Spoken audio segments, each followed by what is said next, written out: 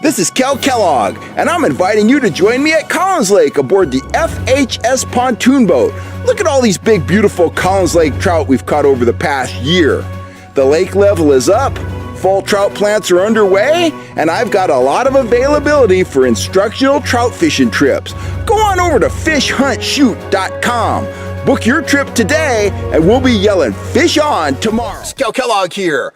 I'm joined in the studio today by one of my absolute favorite co-hosts, the Cookie Monster. Him and I, we got our priorities straight, man. It's all about cookies, donuts, any kind of pastries. We love them all.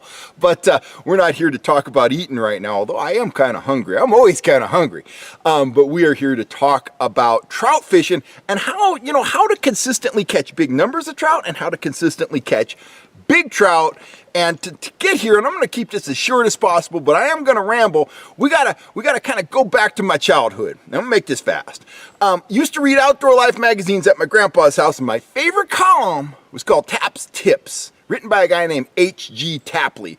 And they would just be 3 or 4 tips with, cartoon illustrations. Things like, if you're going to start a fire in the woods and you think you're going to have a hard time because it's wet, you might want to bring some lint from your dryer. It's going to help you. Just little short tips like that help make your life easier out in the woods or out in the water. Things that make you more effective, stuff like that. So back then, I was really into stream fishing for trout. And one of Tap's tips was, if you're fishing a stream and you pull a good sized trout out of a given pool, and you keep the trout, you eat the trout, he advised always going back to that pool and fishing it more, because he claimed, and I found this to be true, the factors that attracted, security, feed, whatever, the factors that attracted that first big fish, when that big fish is removed from the system, those factors will attract another big fish. Or if an area is holding a bunch of fish,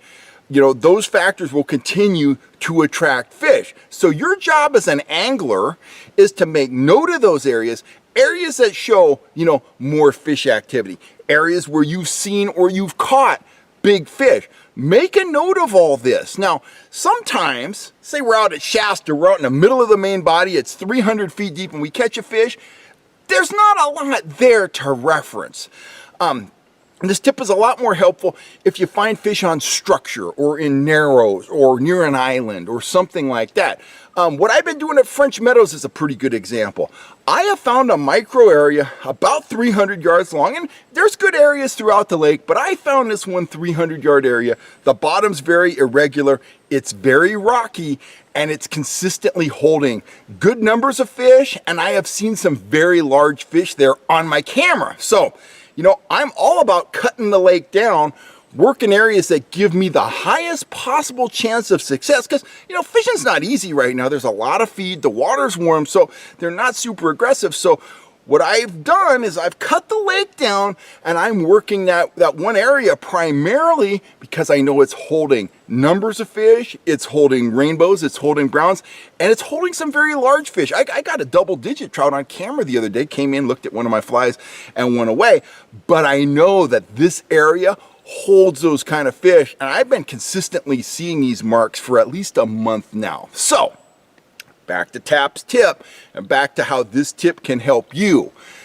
When you find big numbers of fish, or you find big fish, make a note of that area and always revisit that area, because the factors that set up, that concentration of fish or lured in that big fish, they're still at work. They're going to continue to attract numbers of fish and big fish. And you can relate this to hunting and bass fishing and a lot of other different things. There's a ridge out here. I'm up in Forest Hill, California. There's a ridge out here where I've killed several nice gobblers, including one that was pushing 23 pounds. And it is right in the middle of the Auburn recreation area. But no one hunts it because they think it's illegal. It's a ridge that comes out of private property. It's kind of hard to get up to. The brush is thick. You got to crawl in places. Well, turkeys are attracted to it for 2 reasons. One, nobody bothers them. And after they get out of the roost, they hit the ground and they go onto private property. But what I found was, I could take advantage of this micro habitat, this area where there's little pressure, But it is legal to hunt. If I, put in the effort, get up at 3 in the morning, sneak in there, set up before daylight, I'm able to kill some very nice turkeys in an area of heavy hunting pressure where most people, they don't even see a turkey. So just keep that in mind. Find those micro areas. Find those micro pieces of habitat that for whatever reason are attractive to trout or game or stripers or black bass or whatever it is you're targeting.